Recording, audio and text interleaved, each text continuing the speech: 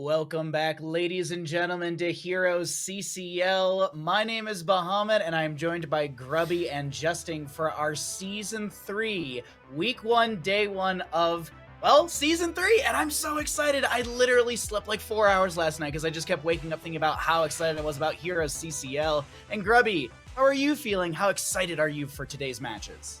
Yeah, I also woke up after 4 hours because my dog needed to go potty, surprisingly. Probably ate something weird. Just wanted to start with that. No, but I'm feeling great. I got more sleep after that. And all prepared for CCL Season 3. It's Season 3 already. That's crazy. You played 2 of them, Justin, so you know exactly where we're at. Yeah, I'm really excited for this. It's going to be interesting to do this from the perspective of a spectator, not a player. I wish I could play. By the looks of it, I'm actually becoming the video game myself. There for a moment there, I noticed I was turning into a bit of a robot, but yeah, I'm really excited to get into the games. Yeah, we're really happy to have you here, Justin. And for anyone that might have not caught the news, McIntyre is very busy with, well, saving the planet with all of his rocket scientists and with Ralph as well. So we let him save the planet. We brought Justin in as our Season 3 analyst. We're really excited to have you, Justin, join us. And as always, Grubby is back with us as well. But let's get into the nitty-gritty of, well, CCL and where, well, let's talk about prizing, because prizing is a big factor in Heroes CCL right now. As always, we like to be completely transparent with all of you at home. 60% of the donations will go towards that prize pool. You can see the breakdown. First place taking 35%, second place taking 20%, so on and so forth down on the left-hand side. On the right, as I said, we like to be transparent. The other 40% of those donations come back to Wisdom to be able to create graphics, run the league, and, well, cover any expenses we might need to be able to cover for the season. If you'd like to check out the donation page, you can use ! prize pool to check out the Matcherino. And if you'd like to donate, it's always very much encouraged. We're already at $1,245 due to your support. We really, really do appreciate it. Going into Season 3, we've already hit over $1,000, Grubby. It's kind of exciting already, right? A lot of love and support for this league, the CCL, and you know that's amazing. And it really is built upon the community's love for this game.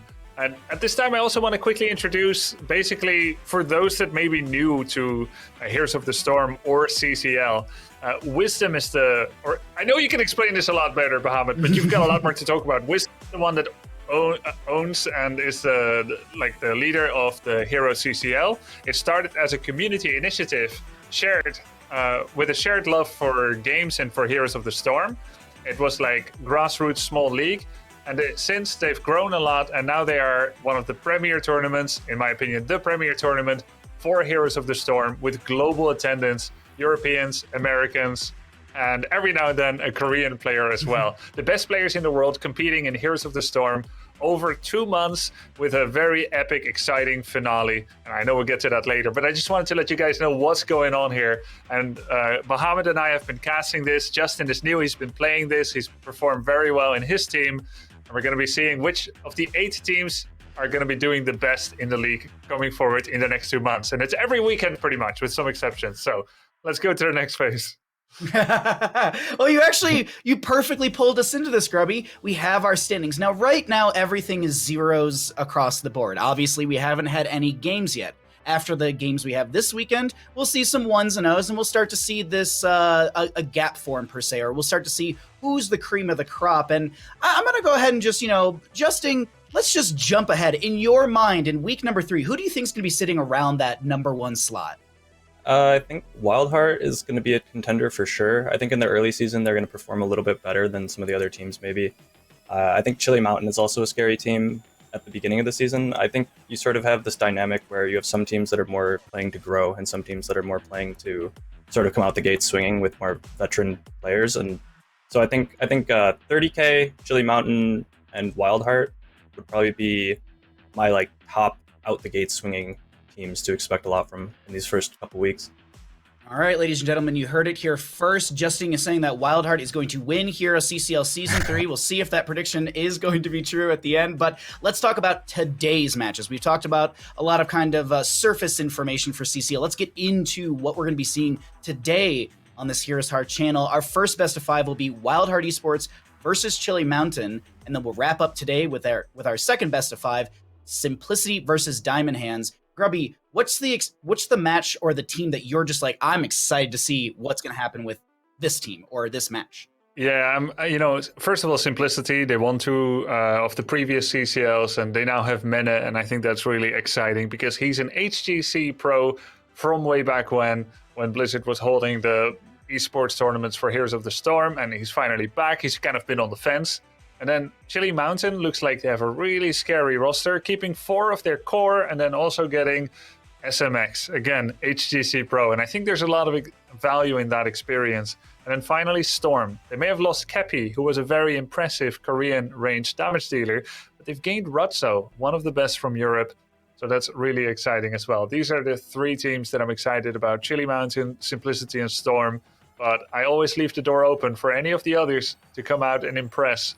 And I'll sure be a fair weather fan for anyone that's doing well. There were a lot of there was a lot of changes to these rosters on that October 9th draft day. And I think right now, let's go ahead and start actually talking about these rosters for the first best of 5 we're going to be seeing. We can actually see Justin, who's on the side of WildHeart Esports. WildHeart, we've got Mason Blaze, Slug Hunter, Tremor, Wary, Zergling, and Lupus playing that sub position. This team is obviously, I'm pretty familiar here with this team. This was the team that I had recently played on. Mason Blaze is coming off of the bench, and he might be one of the best ranged players in the league. So it was kind of a shame that he was, stuck on the bench last season. So I think everyone's going to be really surprised and impressed with what he's able to do. And Slug Hunter was actually the manager, and now he's coming in and playing offlane for them. So it's another real big, strange change that they're making. There's a lot of changes happening with this team. Zergling's also going to be going to likely be playing like a flex position. So everyone's kind of doing something different with the exception of Wary Day. And Tremor and Mason Blaze have a lot of synergy in the NGS where they were extremely dominant. So I think WildHeart is going to come out the gate swinging nice. Off the backs of the Mason Blaze and Tremor diff. Well, over on the side of Chili Mountain, Grubby, what are your expectations for this roster, or even just an excited player you're ready to see? I'm really excited for the entire roster. Azurite, fantastic range damage player. I remember him on Cassia a lot, but I don't know how good Cassia is anymore. At least when I've been playing her, she seems pretty bad.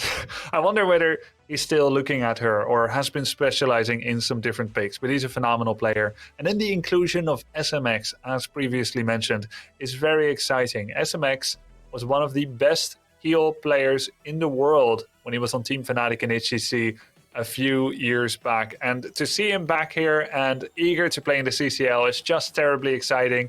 It's not all about him, but it's certainly interesting to see him in this roster. Really exciting rosters we're going to be seeing for this first best of 5 of the day, and we'll have some other fun information for that second best of 5 as well. I heard somewhere in the Twitchverse, if you will, Cure might be playing for Simplicity this weekend. So for anyone that was missing out on Cure potentially playing the season, well, it sounds like he's playing today. We'll see if that comes to fruition later today. But we have this first best of 5 getting ready for you all, and let's find out where we're going to be heading to for our first map of the day. Oh, Grubby, I'm excited. Where are we going to head to kick off Season 3 of HeroesCCL? Yeah, we got Volskaya Foundry back in. You see it in the center, and it is playable. But we're going to start with Infernal Shrines, the classic equalizer map. For anyone that's wondering, the members of WildHeart opted for first pick priority going into this draft. They banned out Alterac Pass, and Chili Mountain got rid of Dragonshire. And yes, as Grubby had mentioned, Garden of Terror is out of here. No giant creeping terror through the lanes. It's going to be a giant robot that does things from time to time. We'll see if it, we'll see what the meta changes around Volskaya Foundry if it gets picked up, because well, the players voted to have it back in. This is not something that we decided on the league side. We put a poll out to the players. They get to vote on the map pools that the map pool that they would like to play. And I got to say, a quick shout out. I believe it's the WildHeart team. Thank you for voting for a Haunted Mines and a Blackheart's Bay. I know there was a couple in there, and I appreciate it. Thank you so much for trying to get those 2 classically perfect esport maps back in. There's no issues with either of those maps whatsoever, but we are getting ready for... Yeah? But you say like the players voted for it, for Volskaya, right? But did you guys gangplank them? Like it's this type of death or that type of death? It's either keel hauling or it's sharks. It's like it's Garden of Terror or it's Volskaya or Blackheart or it's freaking ARAM. Like, okay, I guess I'll take Volskaya then.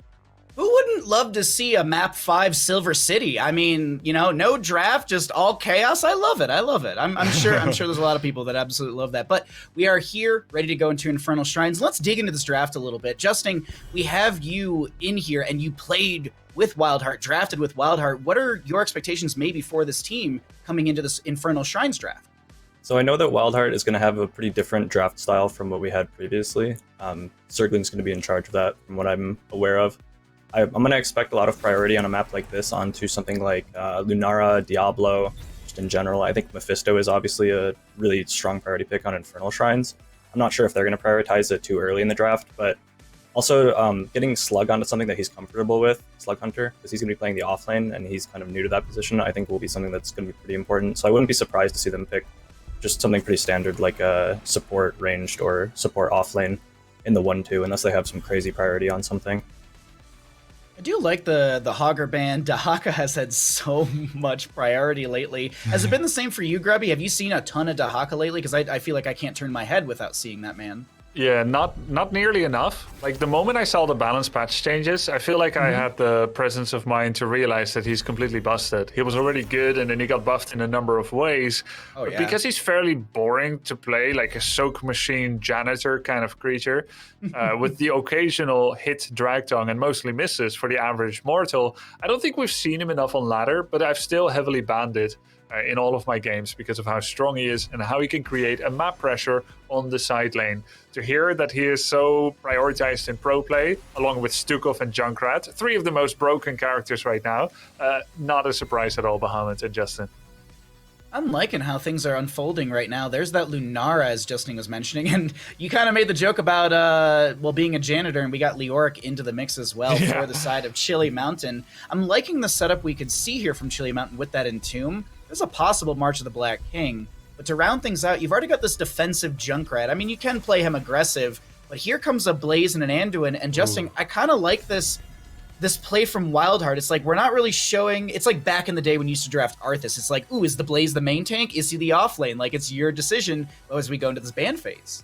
Yeah, it's kind of nice to see them pick up the Blaze and use it as sort of a flex pick. I hope that they do use it as a flex pick though, and not just put Slug on that. I'm a little concerned with them picking it here into Leoric, that it might actually be a sign of Slug Hunter maybe having a fairly limited hero pool and wanting to play something he's really comfortable with. I do really like the Mephisto ban there as well, and just a lot of respect for Tremor already before he's even played a single game. I'd like to point out with the Stitches and a Diablo ban coming out from Chili Mountain, just a ton of respect on Tremor.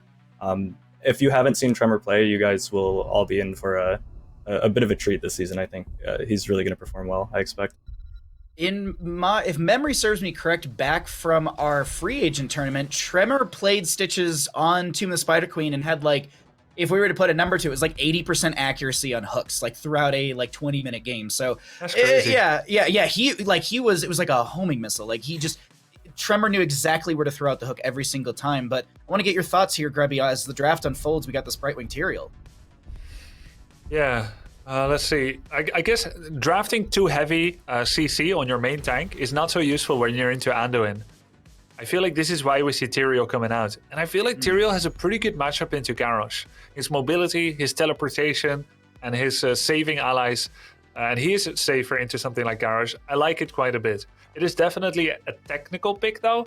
And therefore, it's not going to be as easy for Chili Mountain to steamroll with a 1-2 punch click, stun, and kill. This is a sustained comp. More shields, more sustained damage, 2 frontliners that have no stuns, and Lunara at the back. With Zeratul coming in from Make, this is interesting because we closed off Season 2 with one conclusion.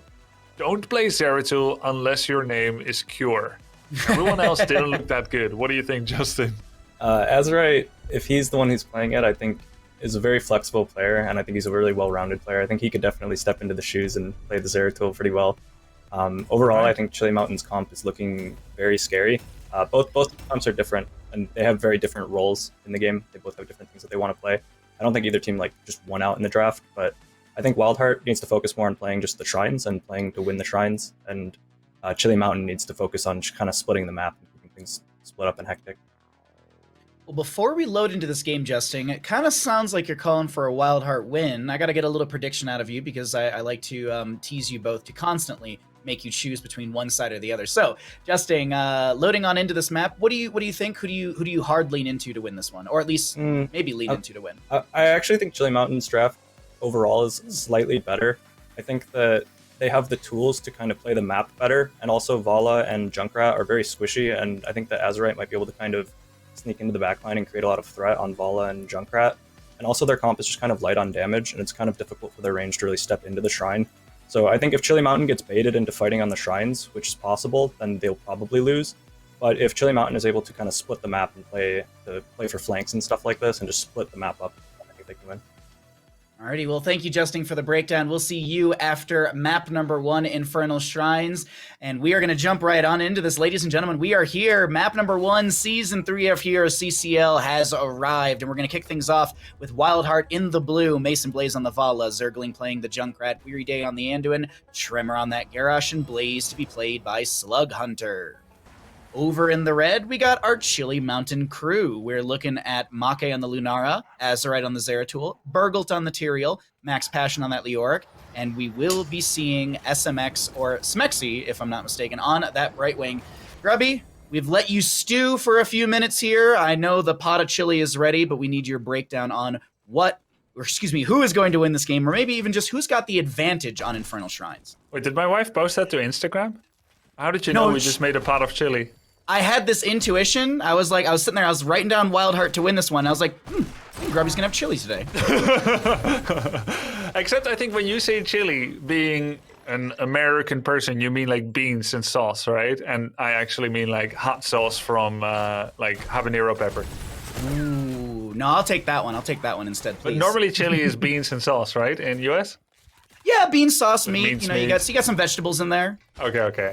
But we're clear on the type of chili. In the meantime, we have Tremors, Garrosh coming in with the toss on Bergold. Not quite into the trap. There's this really strong allied play between Tremor and Zergling that they can do where Garrosh throws people into traps.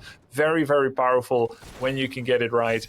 And no doubt Zergling probably going to go for that trap build that is such a strong build to play defensively with. And you know, when you're into Tyrael and Zeratul, I wouldn't want to have any ranged damage dealer more than Junkrat, because he's got the poke, he's got the push on the map, he's got the long range damage, but he also has the defense with the 2 traps that target heroes.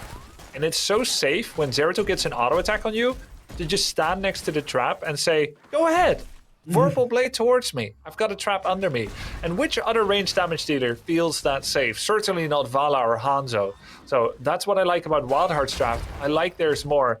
But also let's remember what our analyst Justin said. Chili Mountain's win condition isn't running at them and just fighting. Garrosh and Junkrat are too good defensively. Their win condition is splitting the map. Push top, push bottom, push top, push bottom. They're kind of doing that. A little bit of top tower damage in the top there by Chili Mountain onto that first tower with Leorix's push. And on top of this push power you're talking about, Zeratul going into this cleave build will definitely amplify wave clear and even team fighting as well. So I absolutely like that. Leoric's wave clear is phenomenal on top of this. We have a bit of a fight to break out over here in the mid lane. Tremor going to get chunked a little bit. Chastise from Anduin pushes back Burgult, or at least freezes him in place. Slug Hunter finds a point blank charge into Max Passion. Max Passion trying to back away, get some healing, or at least some shielding, from this Tyrael. But no kill to be had. Max Passion taps well, and our first Punisher, a Frozen Punisher, will pop up in the top lane in about 20 seconds. Liking what we're seeing so far from WildHeart, controlling the rotations, good wave clear, and not stepping too far out of lane, and WildHeart being the aggressor here and there. Yeah, exactly. Pushing mid when their top got pushed in, they got the whole gate, half of a tower, nicely leveraging their attacking power there with Vala, the sustained damage dealer. Little concern for her to be low on mana, but Mason Blaze is going to tap the fountain. That's going to give him enough mana for this fight. Does mean he doesn't have a way to heal up his health, besides a few heals from Weary Day. So we'll see whether that ends up mattering. Vala is fairly mana hungry. Nice combo there, the trap, the concussive, and the double Garrosh combo. But Burgult, Team Tyrael, can get away from that. Now keep in mind, if Burgult was something like a Diablo, he would have been completely CC'd out of his mind and taken down there. Diablo gets hard counted by Garrosh. That's why this Tyrael pick was pretty cool. Maybe they anticipated Tremor to go Garrosh. I feel like with the bans onto Diablo and the Stitches, I think this Garrosh is a nice comfort pick, and it paired super well into the Junkrat, as you were saying, because we just got to witness exactly what you had said, which is going to be the toss into the Steel Trap, and that is a first blood in favor for the side of WildHeart. They will take first kill of the season as well. And on a note of these Steel Traps, Junkrat went into Chattering Teeth, which does prioritize heroes, but then took the level 7, the Big Az, meaning that this Chattering Teeth can't be baited into the minion wave anymore. It's only going to be activating onto heroes, and I think this is extremely good synergy with the Garrosh, but also a good defensive tool, as you had mentioned, into the Zeratul. That Zeratul now has to play around these Chattering Teeth and that Big Az value. Exactly. Very well put. And in a way, he is, right? It was very concerning, actually, for WildHeart that they had enemy Zeratul push down both of their bottom towers. They need a lot of damage here, Bahamut. They've lost their bottom towers. They prioritized all 5 heroes here into the objective, and they got what they needed because that's their fount of power. They knew this is their fount of power. They need the objective. Now Zeratul coming in. It's a 5 versus 4. Blaze isn't here yet. They're going to target Anduin. Weary Day getting attacked. Takes the into the frame from Tremor. He tries to save him, but the Radiance doesn't reach Anduin in time. 1 kill there for Chili Mountain. An aggressive defense that nonetheless sees their fort annihilated, with the Punisher almost making it to the top wall. A necessary defense for Chili Mountain, but the damage has already been done. Good communication, good just overall synergy from the side of Chili Mountain to be able to just rotate in, and we can take a look at what we saw in that first blood onto the Leoric, the Tyrael, that layered CC popping up, and the wonderful leap of faith from Weary Day to make sure that Tremor didn't give cooldown reduction to Tyrael, but also not potentially dying, because I wasn't looking at how much damage Tyrael was going to do, but Tremor was very low in that HP pool, and if that explosion did hit, that could have been a counter kill. Regardless, we're up on 10s on both sides, and we got nice, I was going to say holy ground, a holy word salvation for Tyrael, but it's going to be sanctification for Tyrael, different sort of AoE save. We actually do have the holy word salvation for the Anduin. I wasn't expecting that. Oh, yeah. I was kind of thinking that we would see maybe like a Junkrat concussion mine himself into the enemy team with the light bomb, but not the case. Either way, let's go ahead and see how things unfold with these 10 talent tiers. Also to note, next Punisher should be soon. Will be an Arcane in the bottom lane.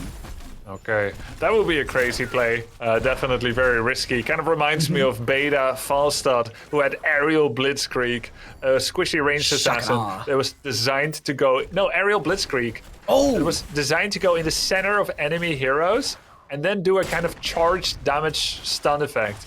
But you would have to channel it. Falstad in the middle of the enemy team. Yeah, it wasn't that good even back then. Reminds me of that Junkrat with the light bomb in the enemy team. But it is going to be that Holy Word. Just leap of faith them out. Easy. Easy. Just stun everyone, go back, rip tire. Yeah, no problem at all. The Holy Word Salvation is smart. There's only one interrupt, and it's SMX's Polymorph.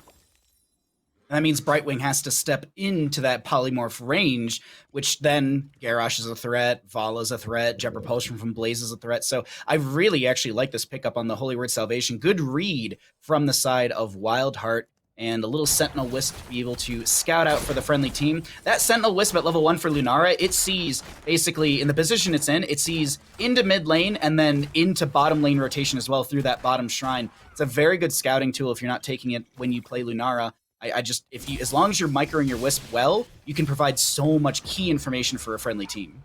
Yeah, it's so good. And, Lunara had a damage buff on her level 7 talent recently, and we can see that this is being used by Make. Triple damage on fully poisoned targets with your Q. That's going to be a 600-700 damage burst chunk, something that Lunara was missing in the past. With that, people finally feel like Lunara can be part of the competitive game, and to the point where she gets first picked. I have been seeing a lot more Lunaras in ladder, and suddenly that also unlocks the power that she always already had, just like you said, that Sentinel Wisp.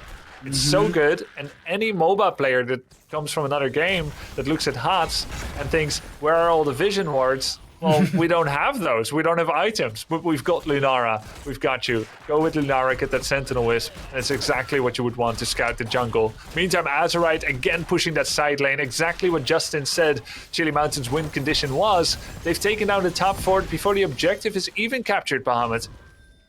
Top lane fort traded the Arcane Punisher for bottom lane, but see, here's the nice read from WildHeart. While Slug Hunter's getting forced in through top lane, bottom lane's already being worked on. This fort, the Punisher hasn't even arrived, and the fort's at 10%. Not even that. This Punisher actually gets one auto, steals that last hit, if you will, and now WildHeart advances towards keep front gate. Brightwing, looks like Brightwing's actually either being delayed out or is just kind of hanging around top lane, pushing up, waiting for the phase shift availability or the necessary call for it, because phase shift is off a cooldown. And look at the top left of your screen, ladies and gentlemen. Azerite looking to find an entry onto Weary Day, but needs to be cognizant of those steel traps. Let's see how things work out. A huge Warlord's Challenge, Sanctification, Holy Word, Salvation. VP on the bottom of the fight, Entomb will be played around this. Leap of Faith will save one as Zergling gets the Concussion Mine out of the Entomb. Punisher jumps back, but it seems like WildHeart can play this defensive. No, Zergling rips the Riptire, mostly putting damage into Make as this Punisher, around 30%, advances towards the keep.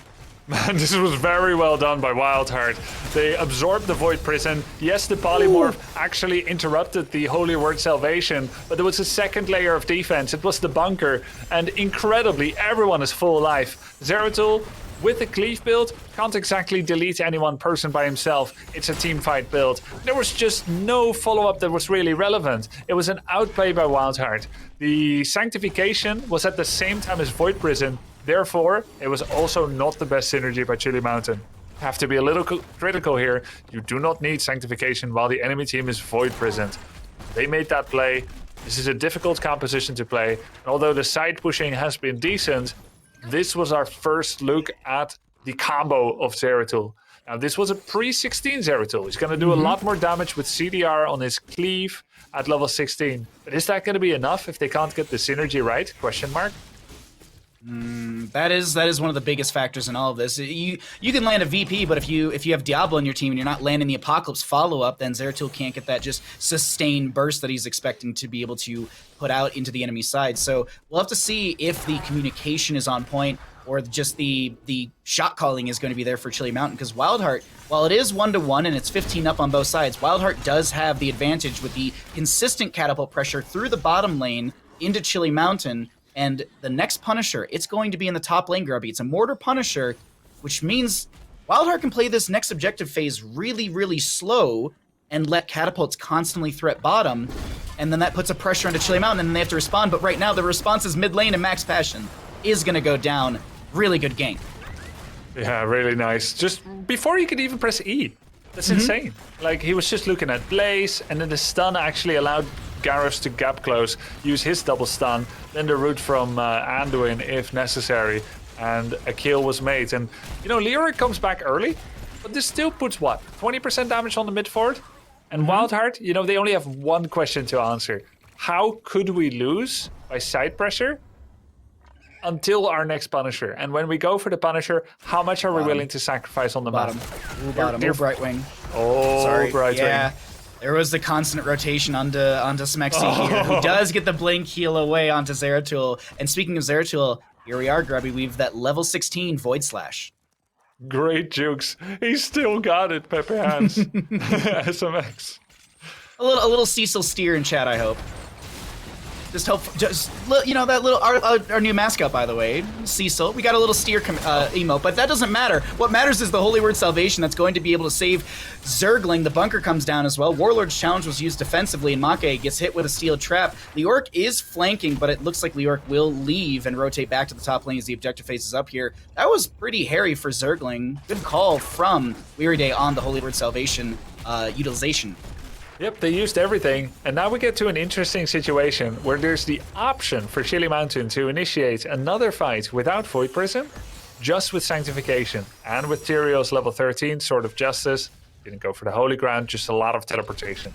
So, will there be a Sanctification fight before all the ults come back on Team WildHeart? First of all, there's going to be a big attack on Leoric. He's actually supposed to survive this, maybe, but no, not in time. Brightwing unable or unwilling to help him. We'll be back soon. There's a big blow up on Zeratul. He thought he could go in for a little bit of cheeky harass, and the answer is no, he can't. Infinite CC by WildHeart, perfectly layered, great synergy, and they're just going out swinging here. I didn't expect WildHeart to play this strong here in the first match, and I feel like the level of the first match here, especially by WildHeart, here in Season 3 is higher than the initial level we had seen in Season 1 and Season 2. This was something Justin was mentioning to the two of us at the start of the broadcast about how he thinks that this WildHeart team is going to be really synergistic. They're going to be jiving together, if you will. They'll be vibing, as the kids would say. And it seems like that's the case. That execution into the enemy team with the triple kill we just saw in top lane, well layered, well communicated, and just good shot calling through and through. Like, we're being critical because that's our job right now. I think the sanctification, it was used, but I don't think it was utilized in a way that it was going to save someone. It felt like, okay, there's a lot of stuff happening, I'm going to use sanctification, but it mostly saves Tyrael there, it felt. Yeah, you know, as someone who sometimes plays Tyrael, I can say that the only guaranteed way to actually get sanctification in a relevant location is if you pre-cleanse Tyrael when he teleports in. Okay. Every other way, you're always putting Sanct in too safe of a location just so you don't get interrupted, especially against a team like this. Junkrat has the spread volley, so he's actually still poking onto the mid lane keep while they're sieging the top lane keep. But Punisher, walking towards core, wants to end game one, but it looks like the members of WildHeart, they'll back away, grab the 20 talent tier, and I think our blue team, they might be searching for that 20 talent tier advantage team fight fairly soon. Maybe invading a camp. No, that camp's going to be up in about a minute and 45, so it might be the siege camp for the bottom lane, or just this mid lane fort. I think Chili Mountain has almost no place except just to passively let the bully call them names here in the playground. They just gotta hide in the corner. Maybe, yeah, it's so sad, right? But they just have to wait for a mistake. Chili Mountain is probably thinking about next game already, or are going to have to. They're sustained. Lunara damage isn't really working out here. If we look at the damage numbers, it's like, yeah, she got 23k damage. Well, Vala has 31, Junkrat has 38. She can't step up. Blaze can charge into her. Garrosh can walk up. She can't. This isn't just a game where you end up poking, soften them up, because she's unable to play like that. And the tanks are unable to create space because they get blown up by the perfect synergy of WildHeart. And these chattering teeth with the gotta trap them all at level 13 is just making things so much more difficult to even advance into the side of WildHeart. I think Chili Mountain, as you were saying earlier, they're kind of getting gapped a little bit. There's this space constantly being created. And once someone on the side of Chili Mountain steps up to close said gap, there's either a Steel Trap, a Garrosh, a Chastise, a Jet Propulsion from Blaze, a Rain of Vengeance from Vala. There's just so much built on the side of WildHeart, and just have to commend them for the very strong draft that they have. But Max Passion, sitting in this bush, gonna get hit with the Jet Propulsion. Tremor, waiting for Max Passion to actually come out of Ghost form. Big rotation down from Chili Mountain, trying to make a play into Tremor. He's getting chunked heavily. Riptire from the Junkrat comes out. Holy Word Salvation on the left-hand side of our screen. Tyrael goes down the right. Zeratul goes down the left. Tyrael tries to find some cooldown reduction with his trait right there. Jet Propulsion just says hello to the Leoric. There's a toss onto Slug Hunter to still chase in. Max Passion drops the Buried Alive, but everyone turns around and says, you're the one who's going to be buried alive, Leoric. A triple kill to the side of WildHeart, and they advance through bottom lane, looking to end game. Yeah, this is... This was not a close game, just really good play by WildHeart. Did he take the upgraded ult Light of the Stormwind? Yup, 15-second cooldown on that. Pretty crazy. Light Bomb gets used so much that we sometimes forget there's another pick here. And I think, if anything else, if nothing else, I think this game also stands sentinel to prove that Junkrat is a problem for frontliners. Like, it's not good to play into, and it just makes me scratch my head. What did you ban, Chili Mountain? I believe you said, and we saw Diablo ban. But I mean, just Junkrat, Dahaka, Stukov are insane right now. But more than that, it was used very well by WildHeart. I absolutely love the way that WildHeart executed in this matchup here. And while we're looking at these stats, I want to bring Justing back into the mix. And Grubby posed a really good question. I want to play off of this, Justing. What do you do if you're going up against this trap build Junkrat if you're Chili Mountain? Is it grabbing a Nubarak and diving the backline? How do you play against this as maybe the main tank role? So it's definitely a bit of an awkward situation for them. They didn't have a great way to really get past the front line with the Garrosh and the Junkrat. It's just a lot of CC. I would have almost preferred to see a Judgment in this situation, or at least a Holy Ground, because they're not ever really going to win a fight just hitting the front line. They really need to be able to dive the back line. on the side of Chili Mountain if they want to have any chance of winning a 5v5. And also, Zeratul going to level 7 talent, I think, is pretty interesting here from Azrai. I would have definitely preferred Wormhole. It's really difficult to rely on hitting those Ws to actually get an engage for Zeratul there. I think that there's a lot more threat that you can place on the enemy when you have that Wormhole. So I think a bit of talent choices that I wasn't really a huge fan of. And also, it's just really hard to play team fights anyways into the death ball style of WildHeart.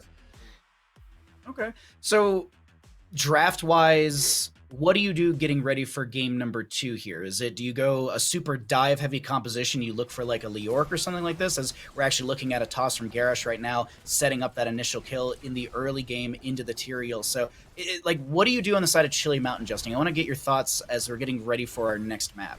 I'd like to see them play a comp that's a little bit more straightforward. This last game, Chili Mountain's comp, I think they had the tools to win. Their comp is a lot more difficult to execute. You'll see that WildHeart's job is a lot easier. They kind of know that all they need to do is be as 5, and if they're as 5, they're basically in a winning position up until at least level 16. So they were kind of just taking advantage of that. They were sort of just forcing picks left and right, and Chili Mountain didn't really have a good way to snap engage. They had the Sanctification and Entomb, and that's kind of all they really, like, that's all they had for their frontliners for like ultimates. So they have no way to really like force an engage. Like a Leoric would have to E into the backline and look for an Entomb or something. I would just like to see Chili Mountain play a comp that's a lot easier to run, because they kind of just gave up on the splitting as well a little bit too early in the game. They sort of just started getting baited into taking the 5v5s, which is really where WildHeart's comp thrives. So we see oh yeah, please, Grubby. Justin, first of all, completely agree in that they just started kind of like team fighting and not being able to make it work. I'm going to ask a question. Some people, they look at this, they see Mass CC, and in Storm League, you'll typically have people be like, oh, I got to play into Junkrat. Well, I'll just take Johanna then, because you got that unstoppable. You can go Minesweeper and clean them up. You're the Pac-Man that just drank the potion. The ghosts are not afraid right now. Would Johanna instead of Tyrael have made any difference, you think? I'm not sure if it would have made a huge difference, just because of the way that like the rest of the composition works in the 5v5. It still might be kind of difficult. A Falling Sword could have certainly helped. I think maybe picking the Leoric that early might have been a bit of an issue, actually, in hindsight, because if you have something like a Urel, you can just cleanse the traps, which is something that would have been a better option probably, and also is just better dive as well.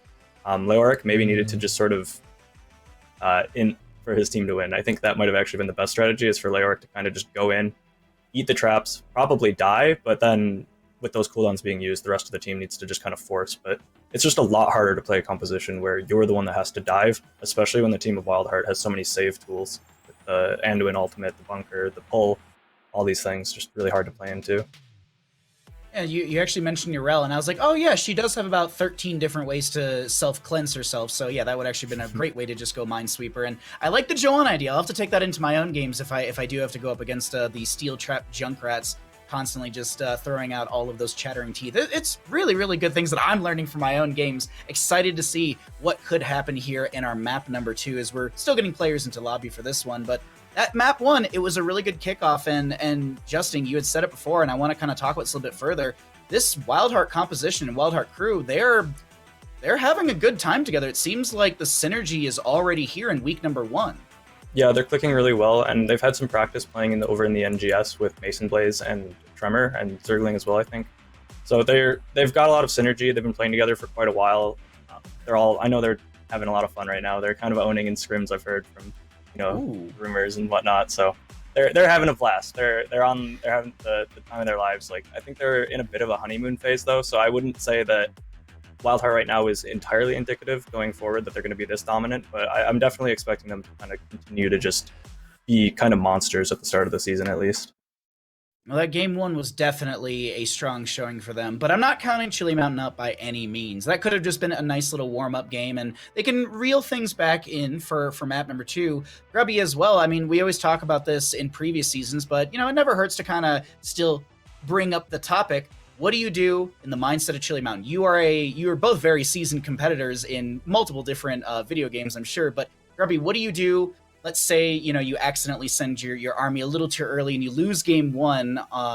What do you do to kind of reel things back in? Is it like a mental prep? Is it like, all right, game 1, it happened and we're in a best of 5. It's just we keep going and reel it in for game 2. What's the mental state or play for you? Well, Bahamut, I've seen this hundreds of times. The start of a season, the start of a tournament, the start of a match. People are going to be a little bit more nervous. Blood is running a little cold. If you just come back from a run and you start playing, have you ever noticed how you can have like crazy APM, how you can type emails off really rapidly because the blood is pumping? Usually at the start of a game, you're cold. It's really important to have someone level-headed, experienced, a coach or otherwise, to remind everyone that you don't open with Zeratul in the start of a season. Every map matters, every match matters. And exactly what Justin was saying right when the game ended, and I didn't want to spoil it before the game as well, you can't run Tyrael Zeratul usually in the first game of a tournament. You want to run exactly something like what WildHeart did, mass crowd control abilities that layer, that get kills, that are strong together, so that you just have a simple roadmap. And that's exactly what they need to do now. And that's what they needed to do game one, but that's behind us. So Chili Mountain needs to build up some standard play to get a feel for it. You're still developing as a team. WildHeart is really rocking right now, like Justin said as well, but it's a little early to peak in the season. Like, it's good to win games, and it's nice if you can keep it up the whole time, but peaking is the most important during the gauntlets and the playoffs. So it is fine for Chili Mountain to say, let's start seeing what we're worth with standard play, without trying to cheese the draft or do something hyper-technical immediately.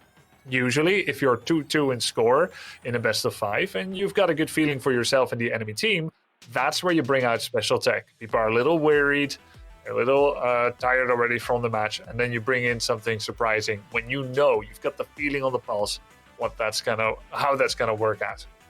Well, let's find out where we're going to head to and see if Chili Mountain can actually find the pulse on Tomb of the Spider Queen.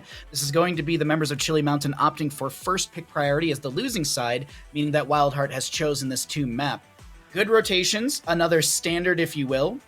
When it comes to a lot of our competitive best of 3s and best of 5s, I think the rotations are fairly well developed on this map. I actually had said on Into the Nexus that I was really hoping to see this map, and I was hoping to see players innovate a little bit. I had seen in some European grassroots leagues that some teams are actually going for like a Zool and then rotating top mid and then using their core 4 to hard push bottom lane, feeding in the Siege Giants. Something like this, it's not crazy innovative, but it might actually catch the enemy team off guard where they're mostly playing into those rotations top to mid, and things just change up when you have this heavy siege. But we'll have to see how everything unfolds as we are here into Tomb of Spider Queen for our draft number 2. And I got to throw it back to you, Justin. What do you think going into this map for either side, or what do you prioritize to kick off this draft or ban? So I'm expecting the draft to be, for WildHeart, to be fairly similar. They've shown now that they prioritize the Junkrat, which it gets banned away right away. I still think that Lunara is going to be a bit of a priority here. Something that's kind of surprising to me from the last draft is that Maiev went completely unpicked or banned, which in the free agent tournament, she was first picked, first banned every single game. So really surprising there. And on a map like Tomb, where Maiev has even more prevalence, and like you mentioned with the Zool, you can do the mid-top rotations. Maiev is kind of the better version of Zool. Like, she basically does, in my opinion, she's basically the same thing as Zool, but situationally, she's just insane. So I would expect to see... Think her wave clear is good enough to match Zool?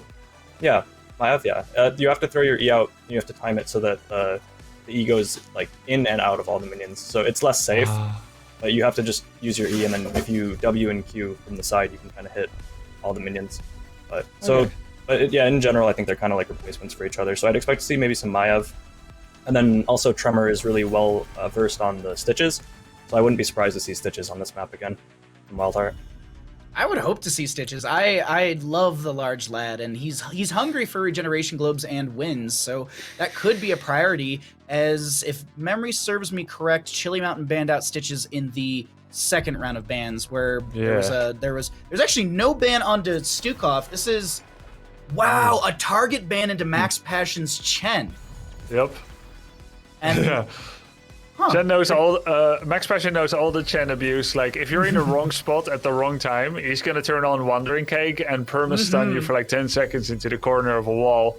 But with the Blaze prioritization, that gives Stukov over.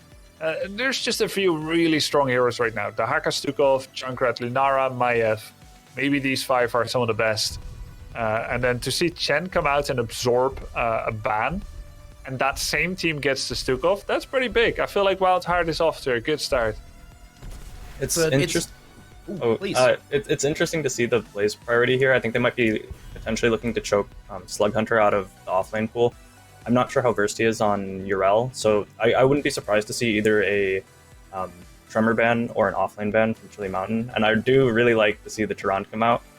We didn't see pretty much any Tyrande in the free agent tournament, but I think Tyrande is completely busted right now if you are good at her, and SMX is an actual world-class support, so I'm really excited to see what that can do. What was it? Yasu last season, if I'm not mistaken, made a little bit of a name for Tyrande with one of our highlight clips, sniping someone with that Sentinel. And Sentinel was buffed to, if you get a kill by throwing the Owl out or the Sentinel, you can actually get a reset on that bird. So I've played against some Tyrandas that actually were just constantly throwing these owls out across. Actually, it was Tomb of the Spider Queen, and the owl build can really start to chunk into the enemy side. But we will see a target ban onto Diablo. On the note of the offlane justing, I was wondering actually, will we see maybe like Malthael potentially? But it is going to be that Urel. And as I say Malthael, I go, well, there's Bunker from Blaze, and that can kind of counteract any sort of Lacerate's value. But there's that Stitches from Tremor. I think WildHeart is kind of just destroying them in the draft right now, actually, with what they just did. With banning the Garrosh, they sort of told them to... It's almost like a bluff. It's like they're sort of baiting them into the Diablo ban, and they left Diablo and Stitches up. So Chili Mountain, I think, kind of fell for it and sort of got kind of tricked there and banned the Diablo and just gave them Stitches in return for nothing. So with those 3 tanks banned out, they opted for the Johanna, so it's really standard coming up from Chili Mountain, but overall, I think that WildHeart kind of got the better end of the draft so far, and this last pick will really kind of determine how things go. Mephisto's still up. I don't know if that's something that Zergling is well-versed in, but it'll be interesting to see what their last pick is. It can pretty much be anything for WildHeart. We have so much chain CC Grubby on the side of Chili Mountain, but oh my god, Medivh. All right, I'm marking a WildHeart win. You don't vote against Medivh. The minivan tactic by WildHeart. There's gonna be some missing people on the side of Chili Mountain on their expedition, if you will. But as we're loading in, as always, Justin, I gotta get your thoughts on this. Maybe a prediction as well. Who might win Tomb of the Spider Queen map number 2? Yeah, I've got to give it to WildHeart. The Medivh Stitches on Tomb is really scary, and I know that Zergling, this is one of his better heroes. Even when he was playing in the HGC Open back in the day, he was the offlaner for them, but he would actually come in and play Medivh when his team decided to draft Medivh, and he would just put someone else in the offlane. So Zergling's one of the better Medivhs in the league, even though we haven't really seen it much. So overall, I think WildHeart just got pretty much everything they wanted in the draft. Chili Mountain's comp is pretty standard. They've got sort of a triple range backline, but I don't know if that's going to really be able to threaten Stitches, because none of them can really walk up the Stitches with a Medivh in the game without the threat of just getting portal gorged. So I've got to give it to WildHeart, but I'm hoping that Chili Mountain can kind of bring it back with a more standard comp in this game. We'll have to see if you're correct here, Justin, because we are ready into Tomb of the Spider Queen. We'll see you after map number 2. And on the left-hand side, we got the members of WildHeart Esports. We got Zergling on the Medivh, Mason Blaze playing the Vala, Slug Hunter on Urel, Weary Day on the Stukov, and Tremor on the Stitches. Over in the red, we're looking at Chili Mountain trying to put one up on the board through Tomb of the Spider Queen, Max Passion on the Blaze, Burgult on the Joanna, Azerite playing Cassia, Smexy on the Tyrande, and Make playing Sylvanas. Grubby, I gotta hear your thoughts here. Who do you think's got the stronger draft? Who do you think might come out on top of Tomb? Well, I think WildHeart has the much stronger draft. Tyrande not really the kind of healer that wants to save someone from a Stitches, Medivh, and Porto and Gorge. I think WildHeart has everything they need. They've got the wave clear, double support, and they've got the late game thanks to Stitches. And normally early game can be weak with Stitches, but when you have Medivh, he just kind of becomes a punching bag of absorbent power, along with the best kitchen rolls that we can ever have. So this is very difficult for Chili Mountain. I think the Joker card, while I'm on WildHeart's side with the draft, I think the Joker here, the big X condition for Chili Mountain is Johanna. We have seen Falling Sword in CCL Season 2. Oh, it's a lot of damage on Stukov. He should be dead. Weary Day? Protection status, by the way. Weary Day doubles back and gets the portal. 138 HP, I think, was the lowest I saw it go. Yeah, that's a nice save. A little bit risky. Nicely played by Chili Mountain. They're actually double pushing top With Johanna and Cassia not getting a whole lot done, though, you may actually feel like it's better to have Sylvanas Johanna top and Cassia bottom. That feels like something that plays to their strengths. So that's a weird rotation by Chili Mountain, to be sure. But anyway, the win condition, I think, is Falling Sword to save someone from a Gorge. Follow real deep, make sure they're cleansed with that Falling Sword, and then just kind of follow up with a big lightning ball from Cassia.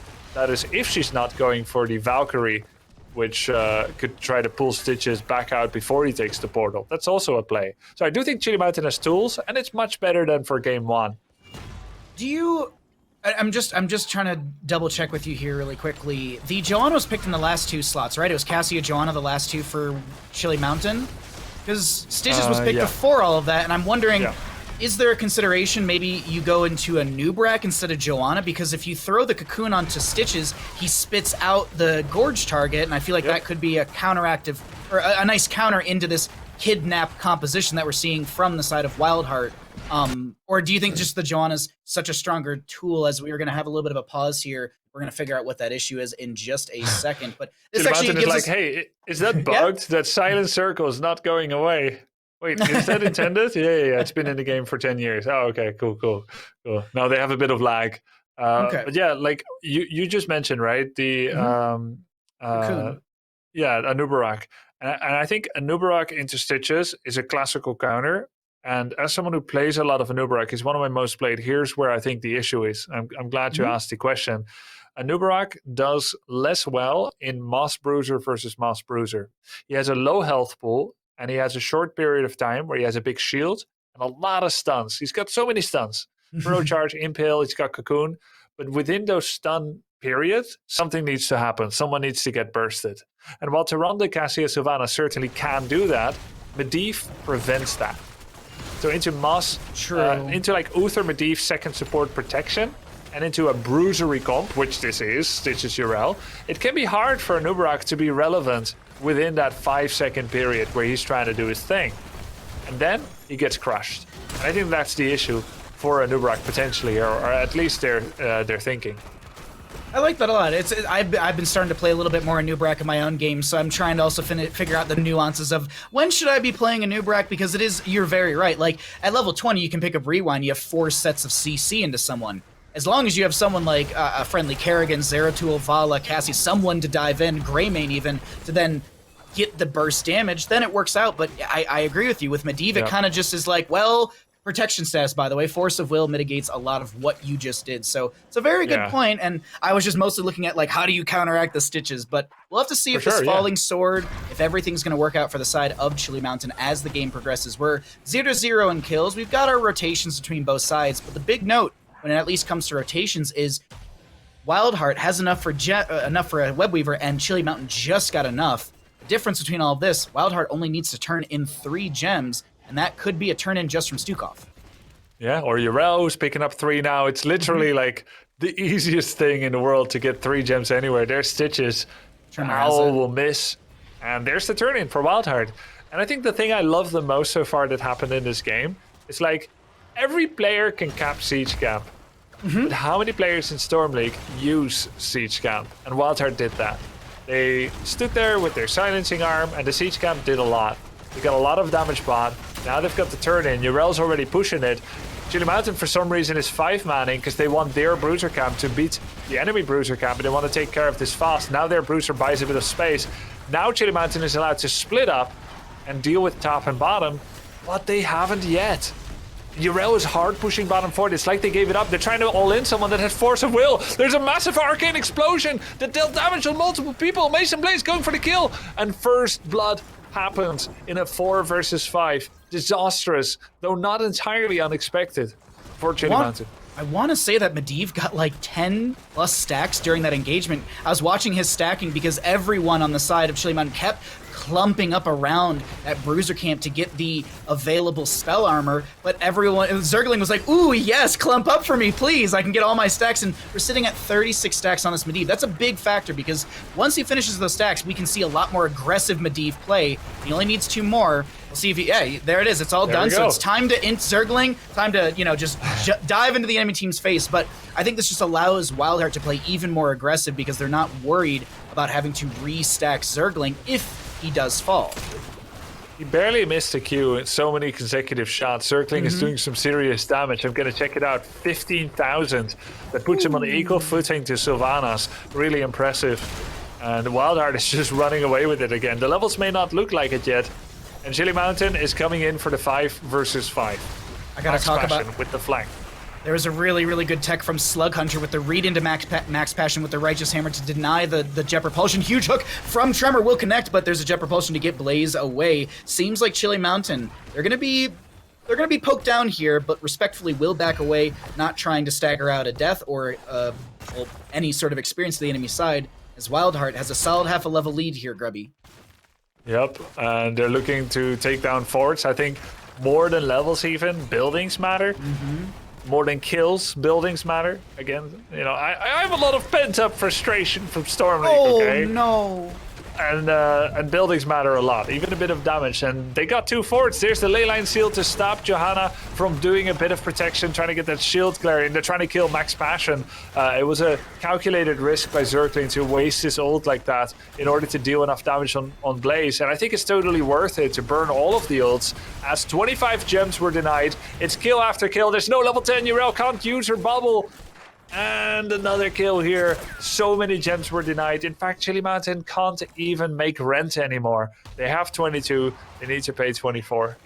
This execution from WildHeart, the word that comes to mind, Grubby, is surgical. It's the rotation here, the body blocks from Vala, the quick portaling from Zergling. Everything is just so on point from the side of WildHeart. And the next time we get a Webweaver turned in here, Grubby, I want to try and get into WildHeart comms because I need to hear how they're getting on as a group. Oh yeah, we can jump into comms so we can hear how the teams are getting on. That's the thing in CCL. We can do that. Awesome. Yeah, let's do that. And let's see how WildHeart is jiving when we get that turn in. They need 15 gems more. We have a turn in now from Chili Mountain, just trying to offload some of that pressure on their shoulders, with Tremor looking for a hook, actually threading the needle, not getting anybody, but a big arcane explosion on Slug Hunter keeps him alive. He's still got the bubble there, and he uses it just to deny a little bit. There was a massive shove onto the Sylvanas on the right-hand side. She's working her way back into this engagement. Wailing Arrow will come out from Sylvanas as well, silencing a few enemy members. There's going to be a hook, a Gorge, Tremor, now backing away with this Blaze. There was a Falling Sword from Burgle, but it was more defensive than anything. Slug Hunter with the Righteous Hammer to knock back enemy team members. And another kill into Max Passion. Big Lunar Flare from Smexy to slow down this engagement as Make gets the Haunting Wave out. And here, we should be seeing the turn in from the side of WildHeart. And I think now is probably the best time, if ever, to jump into those comms, Grubby, right? Yep, let's go. In we go to WildHeart. Just back and do hearts then. You can just do that. That's it. Can we get Slug on hearts or Tremor on hearts? Oh, we need turn Trem. Yeah, you guys turn. I have to. I need to turn with you. Yeah, Slug on Mason after. I'll heal him. Tap mid. We just want to push mid, stays 5. Keep it up, guys. Need help, please. Yeah, Yeah, we I need know. to... Don't get picked right now. Yeah, sure. I just want to scare them. Oh, they saw me. We have Gorge up again. Just go mid. Just go mid. We're gonna open up mid and then... I just want to clear this way bot so I can get gems. Okay. And then coming.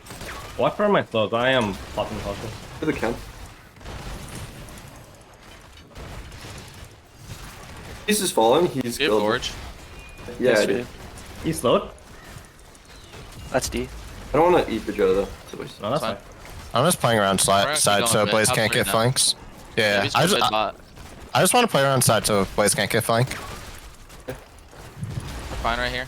I think it's the only way we lose. I'm gonna try to eat Azurite if he steps up.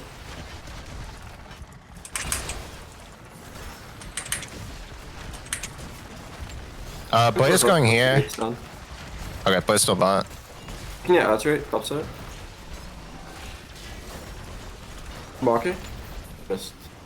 We're still here. He's stacking. Yeah, I see Blaze. Yeah. I'm getting up bird form. I can look for if Blaze steps up. I can look. You're not D. Hook. As we come out of those comms, Grubby, there's a lot of really good synergy that we're hearing, and there's actually a play that was coming out. I was thinking that they might just siege and back away. There's a Gorge onto Blaze on the left-hand side of our screen, Leyline Seal from Medivh as well, and the members of the members of WildHeart, I said Surgical earlier, but the one thing I noticed from those comms that really stood out for me, Tremor actually has the idea of exactly who he's trying to hook. For me, when I play Stitches, it's like, I'm hooking, like I'm going for it. And Tremor's like, I'm going for Make. I'm trying to hook Sylvanas. It's like, oh no, it's Cho'Gall! Just another! Sorry, team, sorry. But that's the one takeaway for me is Tremor just calling out exactly who he's going for. And then also we heard Slug Hunter from time to time, I'm making sure Blaze is in flank. I'm watching this Blaze. Like, really like that solo lane is managing that solo lane, PvP in a sense. Yeah, I like it too. I've never been on comms with someone that is managing the solo lane. Like, sometimes I've played with friends and I'm telling the solo lane, like, stand here, check this. It's so nice to see a competent player being, like, very aware of his job in stopping the other solo from flanking. And Burgold is just getting destroyed here. His plan was maybe to turn in some gems and alleviate some pressure while the boss was there. But, WildHeart, they knew exactly how that's going to go down. They're not going to push with the boss. They actually end up denying the gems. And that means, that's painful. That's another loss here for Chile. They have to be completely passive. It almost feels like this 2-minute Spider Queen game is like Hanamura, where when you're behind, there's no way to actually crawl back in. You gotta wait for someone to fall back down your pit, the enemy team to throw. And there is a comeback mechanic on 2-minute Spider Queen, where you are the one that gets the gems as the defending team, but is WildHeart gonna give them that space? Hell no. Tremor, looking for a hook. Every single one of these portals or hook gorge combos, it just seems like the one Chili Mountain member trying to back away is like running away from like Freddy Krueger or Michael Myers. It's just like, I've gotten away from the killer. It's like, nope, there's a portal, there's Medivh, there's the enemy team, and you're dead. So it's just, it's terrifying on the side of Chili Mountain. And you can even see they're turtled up behind their mid lane keep, and they're gonna take essentially, I wouldn't say free siege, but WildHeart is going to get some free siege here into this mid lane keep, since Chili Mountain just can't step forward without their 16 talent tier or the aggressive tools that they need to make a play happen. This is insanely hard to try and come back into on the side of Chili Mountain, and they just need to find some sort of play. Some sort of singular kill would be huge for Chili Mountain, but where and when will they find it? Yeah, Falling Sword Johanna doesn't actually have any way to hard force a kill. You also can't into Medivh. It's just a massive outdraft, and we are seeing an extended death animation in a write your own storybook that only has one ending where Chili Mountain actually gets ahead, and there's like 137 endings written in the pages where you die a horrible death. And that's just the book that Chili Mountain is reading. They're going to try to crack the code, but you see that zone of influence that Medivh and Stitches are creating that just says, don't even be anywhere near here, nor can you hard engage. You can just watch as we take everything, and that's what WildHeart is doing. But it wouldn't have looked like this if WildHeart had like a kind of a bad mistake every 37 seconds. No, this comes from being in shape, being on fleek, and having a good draft. And sometimes it do be like that. Sometimes it do be like that, Grubby. Sometimes it'd be exactly like this as well, where you try and find a way back into things. There's a hook onto Sylvanas. There's a portal forward, lurking arm, but it's Will the Forsaken gets her away. Vala, no, the tower shot. The Nexus Force is a little too OP here, Grubby. Yeah, did you see that Stukov put this? Did you see that Stitches looked in one spot and then last second he turned around? He's like trolled Stukov. And then Sylvanas tried to run, but it was actually one of those movies where they let the prisoners run away and then they sent the dogs, and there's actually no real fair way to get away. They just made him believe it for sport. Sylvanas trying to run away, Azerite turning on Will of the Forsaken, but the last fourth shot was always going to take her down. And WildHeart doing some serious hope torture here. There's something to be said in which Justin was noting at the start of our broadcast, and just this team is, I wouldn't say like honeymoon phase is the term used, but they're having a good time. I can tell that they're definitely having a good time as a core 5. Like, this is when I play Storm League with my friends, like, this is how it feels. Like, even though like you're still like you're winning, but you're still kind of trolling each other a little bit. Like, oh, we don't need this lurking arm to get the kill, but what if I just turn my stitches this way? But let's talk about the web weaver phase that is coming into lane. Chili Mountain trying to start to turn things around on Tomb of the Spider Queen. It's definitely doable. We have seen games in Season 2 specifically of teams turning things around at that post-20 area. So can the members of Chili Mountain make it to that post-20 area and make some things happen? Here's going to be a big dive onto Medivh. There's going to be... No, that's Stitches. As the ball lightning comes out, canceled by the Gorge from Stitches. Cassia on the far side, Rain of Vengeance. Cassia is bursted down. Slug Hunter putting pressure onto the backline on the right side of our screen. Smexy is going to get bursted by Vala as well. A solid double kill for our Vala player as Max Passion and Burgle try and back away. But Max Passion... I don't know where you're going to go there, bud, and it's going to be looking like a Blaze to fall as well. He's trying to sustain himself as the Joanna goes down just above our screen to that Vala. It's going to be a solid quadra kill for the side of WildHeart Esports. They rush through their open mid lane, and it's looking like game number 2 will be in the hands of WildHeart. Yeah, and in Junkrat's words, infamous words, well, that's a fine how do you do? And that's a fine how do you do to Smexy, SMX. Welcome back to competitive HoTS here in CCL. Not too much fun for him yet, I don't think, but that's going to fuel his competitive fires even more, no doubt. So that's a good thing. In the meantime, 2-0 for WildHeart. They are looking so good. This WildHeart crew is firing on all cylinders. They have had what I'm assuming is probably some of the best scrims, and it sounds, or at least it looks as well, like they're having a fun time with their games as well. Their comms are calm, cool, and collective, and the shot calling and the information being communicated, as we heard when we jumped into WildHeart comms, is really, it's good information. It's not just a lot of noise. It's just, all right, I'm watching this, I'm doing this. It's very good, clear comms, and, well, score 13-0 definitely, I would say, proves that. What do you think here, Justin, coming out of the game number 2, Tomb of Spider Queen? Was this WildHeart through the draft, or was this WildHeart executing on top of their amazing draft? It's definitely both. Their draft was amazing. It was about as close to an S tier comp as you can get. It's if you're drafting a Medivh comp, this is basically every single thing you want. It's essentially the Medivh comp. So that aside, they did play really, really well. They knew how to play their composition too. They were, Zergling especially was using a lot of aggressive portals, which I like to see, just always, sort of showing that there's pressure there. The enemy team at the beginning didn't really respect it. And then by the end of the game, you could tell that everyone was playing so safe. Like no one felt that on the side of Chili Mountain, no one felt that they could really step up at all, because there's always the threat of the portal and just 5 members from WildHeart instantly coming out. If you're not in the perfect position, you're just dead to that. And there's really, I would say that in the draft, there's very, very little counterplay with all the picks being picked in the end there. Really well executed from WildHeart from start to finish. Really, pretty much no real clear mistakes that game, other than maybe, like, if I were to nitpick anything, Weary Day had maybe twice where he didn't have the perfect follow-up with the puddle. But other than that, just pretty much perfect play coming out from WildHeart this game.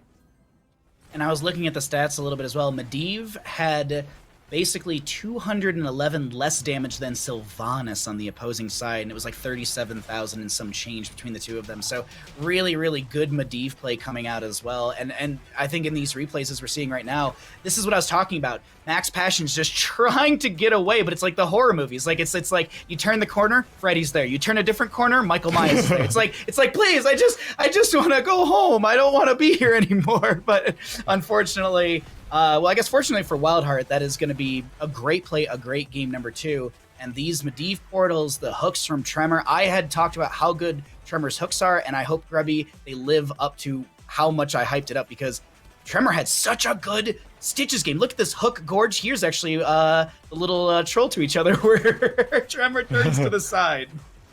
Yeah, I think it's nice to have 80% hook rate, but that's also enabled by enemy weaker players. It's lower here than 80% to be sure, but post level 16, 13. Now let's say post level 17, you only need 3 hooks to win the game, like on someone that matters.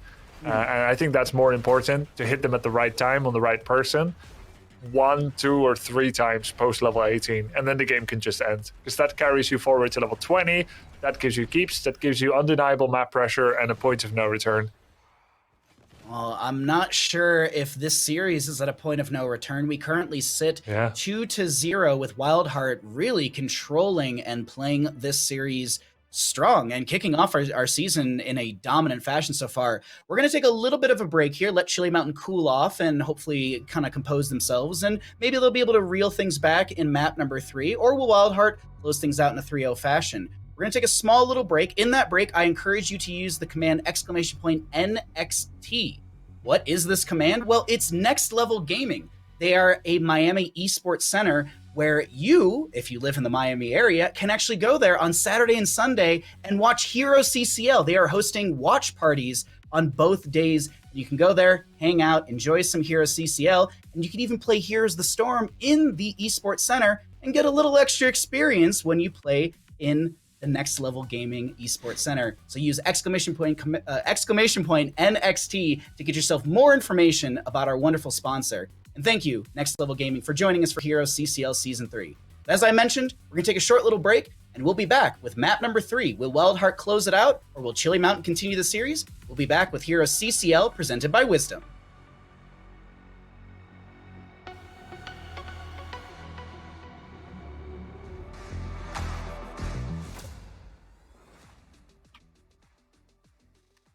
Welcome back, ladies and gentlemen, and Murlocs, to HeroesCCL presented by Wisdom. My name is Bahamut. I'm joined by Grubby, and we are getting ready for our next our next map. Sorry, I'm so excited about CCL. I'm just ready to talk about Heroes of the Storm series, but we're getting ready for map number 3, Grubby. And what is kind of the big thing that you'd want to see from WildHeart? I know Chili Mountain, we can talk about, like, how do they bring it back, but what do you want to see from a team that's winning? Like, what do you expect from WildHeart? Are they going to just keep riding the momentum of just playing what would be considered kind of standard? They're not really showing anything crazy just yet. What do you think they do in this next map, or going into this next map? Yeah, I think when you look at how WildHeart is playing, you're not going to be able to deconstruct the strength of their draft simply by countering certain players or removing a few picks that have worked against you previous game. I think you need to come at this from a point of your own strength. This time the bans were a little better. They removed Junkrat and they removed another really big meta pick, and then they went with Blaze. Oh, yeah, Lunara. Yeah, I don't think you should be picking first Lunara or banning it. Like, she has seen a lot of popularity rise, but she doesn't achieve anything besides damage. And we are constantly seeing crowd control based defeats into what WildHeart is doing. Like, WildHeart is winning with that. They've lost to Gorgeous and Portals and CC, but you don't ever just lose to damage, and you never lose because you don't have enough damage. It's always because of what can you do. Write a story about how you got the kill and how did you do it. And it's never like, I did enough damage to bring his health to 0. No, it's I CC'd them, I pushed this forward, and so on and so forth. And that's what I'm not seeing. That story, I don't think it's there for Chili Mountain. It's always there for WildHeart. So build a story like that works for your draft, that isn't just deal damage, heal damage. Speaking of damage and draft style, we got Justin to talk about Lunara. Justin, what is the counter to Lunara? Because, I mean, yeah, map number 1, she didn't win, and she was banned in the last game, but let's say you are being constantly you're being berated by Lunaras in, let's say, Storm League or whatever, or what have you. What would you consider the counterplay, or what do you consider, like, the best thing to play into a Lunara? So most of the meta supports right now have pretty good sustain healing. So on that front, you're not necessarily getting poked out by Lunara too bad anymore. Lunara is a little weird now because she actually has so much burst damage with her leaping strikes and the level 7 talent with the Q. Oh yeah. So you kind of need a sustain support, which is pretty meta. So that's like not too hard to get right now. But beyond that, I think the thing that probably does the best against her is just a really, really tanky frontline. Her only real source of meaningful percent damage is at 16, and it's not really on the same type of level as like a Tychus or Cassia even, or pretty much anyone else that from that range position can kind of do a better job of dealing with tanks. So that's pretty much her only real weakness. Other than that, Lunara is just kind of bonkers in my opinion right now. Yeah, I have felt the the level 4 and 7 synergy burst into my own face one time. I think I looked at my death counter thing. It was like 1,000 damage from Lunara. I was like, oh, okay, cool. That's what's happening right now. But let's talk about what's actually happening here in HeroesCCL. We have our third map ready to go, and it's going to be the members of WildHeart choosing to take us to Battlefield of Eternity, as Chili Mountain has opted for first pick priority after losing Tomb of the Spider Queen. Grubby, this is a tried and true best of whatever series map, in my opinion. Battlefield of Eternity, it's not the same as Tomb or Infernal with the rotations, but the priority onto the race potential and the team fighting, I feel like those are very critical when considering a draft for Battlefield. Yeah, and the objective is strong. So you don't need to really worry about, can you force an engagement? Can you force a pick-off? There are maps where the opponent can run away and push the side. So then you need to be able to punish the enemy solo laners with some controlled power and controlled CC. That is not as important on maps where objective is strong and centralized. There is going to be fighting. There is going to be people slapping each other. And when the other team has to run or wants to run, you get the objective. So it is a bit more forgiving here to draft. But at the end of the day, you need to have a really good team fight. There's going to be many of them. You know, speaking of team fights, I've made it 1 hour, 35 minutes, and 17 seconds into the broadcast, Justin. Do you think that Cho'Gall is perfect for this map, and why? Cho'Gall is amazing for this map because his level 20 talents are really important, and this map rarely goes to level 20. So if you do manage to get there, then you can kind of show off to your friends, like, hey, I won on Battlefield of Eternity in CCL with Cho'Gall. And it's kind of like, it's up there near kind of the bragging rights that you can get from winning CCL itself, if you manage to actually do that. So for that reason, I would say that this is one of Cho'Gall's better maps. Other than that, there's not too much going for him on this map, unfortunately. So I wouldn't be surprised to see WildHeart pick it if anyone's going to, but because they're definitely feeling themselves right now. And something that I'd like to point out with Battlefield, them picking it, is they've only picked the maps that allow you to mostly just focus on 5-manning and deathballing with really strong objectives. Not so much rotation, like macro-heavy maps. Infernal Shrines, you mostly just want to play the Shrine. Tomb, while it is rotation-heavy, they were kind of just as 5 the whole time, for the most part, which meant they were just fighting the most part as a team. There's not much splitting going on there. And then Battlefield's another one. So WildHeart kind of getting exactly what they want. I think it's pretty evident that they don't want to play on a big macro map because they have that 5-man synergy. That's a very good point. I mean, we haven't seen Curse or Dragonshire priority. Alterac Pass, as earlier mentioned, was banned up by WildHeart. Chili Mountain getting rid of the Dragonshire. And I think Grubby's just now realizing that he has to go through the rest of the entire season being sandwiched between two Cho'Gall lovers, I guess you could say. So I'm sorry, Grubby. So I'm the apostrophe. You're right in between. I love it. Yeah, it's Cho apostrophe and Gall in the distance. But we're getting into the draft here. Let's talk about what's happening here. We've had a few bans, but we're seeing these S tier heroes being picked up immediately. Justin. Yeah, the Haka getting through. This is the first time that's happened. It's been pretty much permanently banned. And WildHeart going for the Vala again. That's 3 for 3, right? They certainly have a bit of priority here on the Vala, so that's something to note. For all the teams going up into WildHeart in the future. Zarya Garrosh, I really, really do enjoy this from Chili Mountain. And I will say that the Haka, well, he is strong. This is probably his worst map, because the global really doesn't do too much for you here. So I really like what Chili Mountain is picking. This game so far, this is the first game that I would say that at this point in the draft, Chili Mountain is actually just hard winning the draft right now. I gotta get your thoughts as well, Grubby. Yeah, because I heard you react to the Zarya Garrosh too. Yeah, I agree on that. And Zarya Garrosh have natural synergy in the speed barrier level 4 talent that she gives, which is greater than mount speed. She can give that to Garrosh when he's mounted. Even when he gets dismounted, it's still active. He will walk up. He will toss somebody, even someone like Vala. At the same time, I'm also kind of bemused by the prioritization of Vala by WildHeart, because the last few weeks, when we didn't have CCL to be our guiding light of Elendil, I have been thinking Vala is less and less good than what some people think she is. Well, that kind of seems to be not true, so damn it! Because she gets picked a lot. Oh, absolutely. It's, as you were saying that, it's funny, because I've been thinking about this for a little bit as we were getting ready for our CCL meta. Greymane has like Omega fallen off of the priority. Like in the past, you'd see Battlefield and it was like, ooh, Greymane or Raynor, because those two are the best racers, and Greymane scales a lot better throughout the game. Vala kind of, you know, she scales, then she hits a really big spike a little bit later in her build. But I guess maybe it's just what the flavor is for Mason Blaze, and maybe he just feels super comfortable. It's not being banned out, and he's warmed up on it. So to me, it makes a lot of sense. It's like when I play Storm League, if I play 3 or 4 Muradin games in a row, I'm just going to keep playing Muradin because I'm landing my Storm Bolts. I've got really good Dwarf tosses into the enemy team. My avatars have been on point. So it's one of those things, like if you're warmed up on it, like you're saying earlier, if you're hot, you might as well stay hot on what you're practiced and warmed up on. But the draft's unfolding. Let's figure out what's going to happen here. There's that Greymane, Justin. Yeah, I really like this from Chili Mountain. I think that this is by far their best draft that they've had yet. And for the map, it really plays really, really well to the strengths of it. You've got Greymane for the burn. You have Stukov, which as a support has burn. And something with Zarya. Zarya actually has added synergy with Stukov. Grubby had mentioned the synergy with Garrosh, which is really good with the speed shield at level 4. But it also helps Stukov because he doesn't have any cleanse in his kit, like a lot of the supports do, like Anduin does with the pull.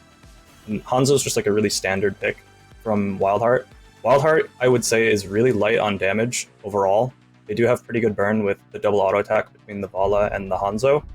But this is, I said it in the first game that they had the tools for Chili Mountain, but I think in like an easy, straightforward kind of game, I would say this is the game where Chili Mountain's draft is actually superior.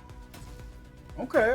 So, a question before you have to go, Justin. What do you think about so many frontliners for Chili Mountain? What sparked them to go like near full frontline? I'm gonna guess that it's mostly just kind of comfort.